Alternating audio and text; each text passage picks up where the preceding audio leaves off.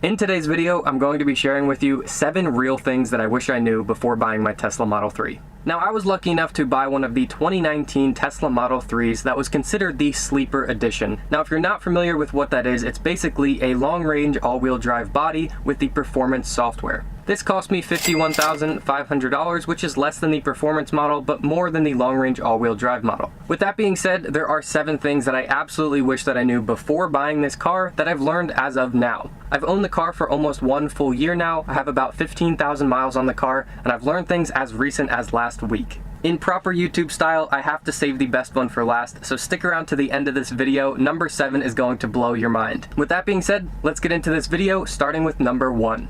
The first thing that I wish I knew before buying my Tesla Model 3 is that you're going to use more energy when you're driving on the highway. Now, on paper, this car is rated at 310 miles of range. And if you are driving the speed limit and driving conservatively, you will get every bit of 310 miles. However, as soon as you start driving the car a little bit more aggressively, having fun with it, enjoying the 0 to 60 time, or driving on the highway, you're going to be using more miles. When I'm driving on the highway, I typically expect to use 2 miles for every mile of range. The second thing that I wish I knew before buying my Model 3 is that you need to be careful when you're adjusting your seat. This is something that I never anticipated having an issue with any cars that I'd ever owned. However, when you start customizing your seat placement, this is the lumbar support, the angle that your backrest is on, and the pitch of your lower seat platform that you're sitting on, there are no reset buttons. You can create new driver profiles, however, there is no button or single way to reset the position of the seat back to how it was when you got it. Admittedly, I even tried factory resetting the car to get the seat back to the factory position,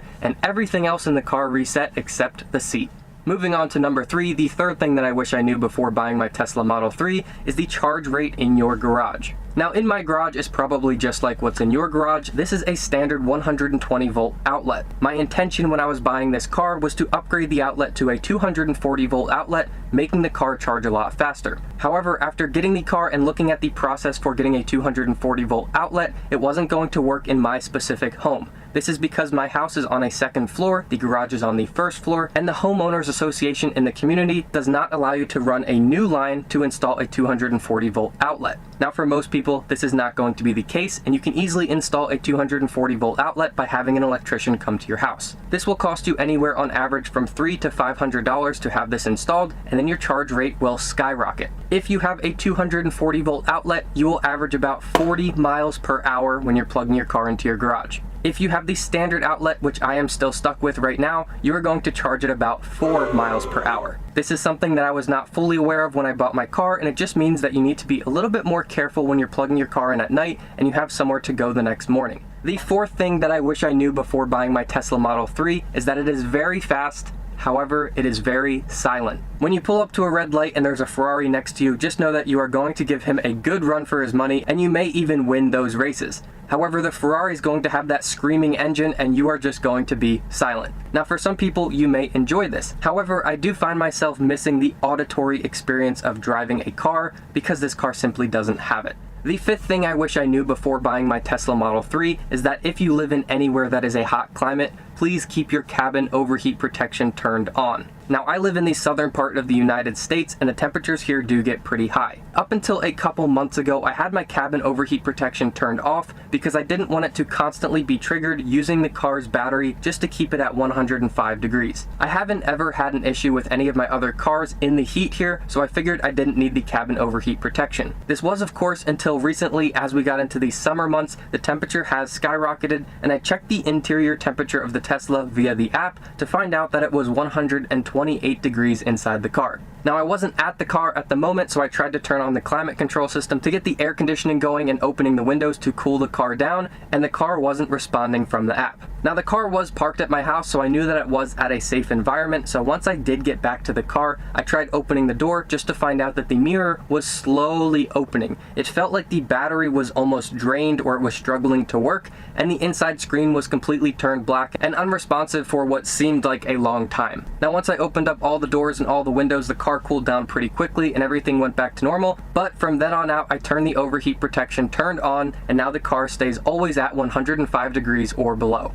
If you're going to buy a Tesla Model 3, just know that there is a ton of tech in this car. That is what the car is built on, so you don't want this tech to get overheated or you could cause more damage than a traditional car. Moving on to number 6, the 6th thing that I wish I knew before buying my Tesla Model 3 is that you need to use protection. It comes down to 2 things. The first is the center console. The material that the center console lids and the cup holder area are made out of, for some reason, scratches extremely easy. What I recommend to you is on day 1 to install some type of vinyl protection. Both Amazon and third-party websites sell vinyl protection that is pre-cut to fit this. This is something that I did in the first week. I just wish I had done it on day 1. These are only about $20 to $30. I'll go ahead and link one down in the description, but that brings us to the second part of what you need to protect in this car from day 1. What I did not do, and I wish that I did do, was put on ceramic coating on the front bumper of the Tesla Model 3. The reason this is important for this car specifically is that the front bumper is not like a traditional car where it has a grille that air flows into. When you have a traditional car that has kind of an open grille, bugs go through that grille and they don't mess up the front of your car. On the Tesla Model 3, you will collect every bug that's on the road because there is no open air grille. When the bugs hit the front of your car, they're hitting your car's paint. Now with that said, it's not just going to be bugs, but it's going to be rocks as well. So if you have the means to do it, and I know it's going to be several $100s to have this done, but as soon as you get your Tesla, I highly recommend taking it to a shop and getting a ceramic coat put on your front bumper. And the last thing, this is the biggest thing that I wish I knew before buying my Tesla Model 3.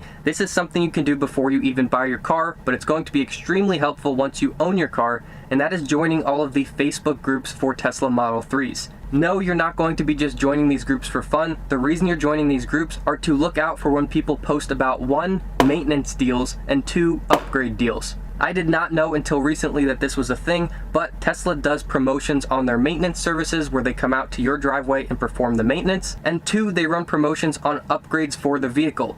Currently, the upgrade that is available is the full self-driving, and to my surprise, they lower that price every once in a while. This is typically at the end of quarters, but if you're joined into these Facebook groups, you will get notifications when people start talking about it. Now, coming back to the maintenance promotions, this was something I had no idea about until recently when I saw it in a Facebook group. Someone had posted in the Facebook group that they found out that tire rotations were on promotion. Instead of $120 or $130 for the tire rotation, they were down to $35. So what did I do? I went directly onto the app, scheduled maintenance, and for a grand total of $37, I had my tires rotated in my driveway. I hope you enjoyed this video. All I ask is that you like it if you enjoyed it and you share it with someone who's interested in buying a Tesla. Hopefully this can save them time. Hopefully you learned something from this video. And all in all, if you have any questions, let me know down in the comments and I'd be happy to help you out.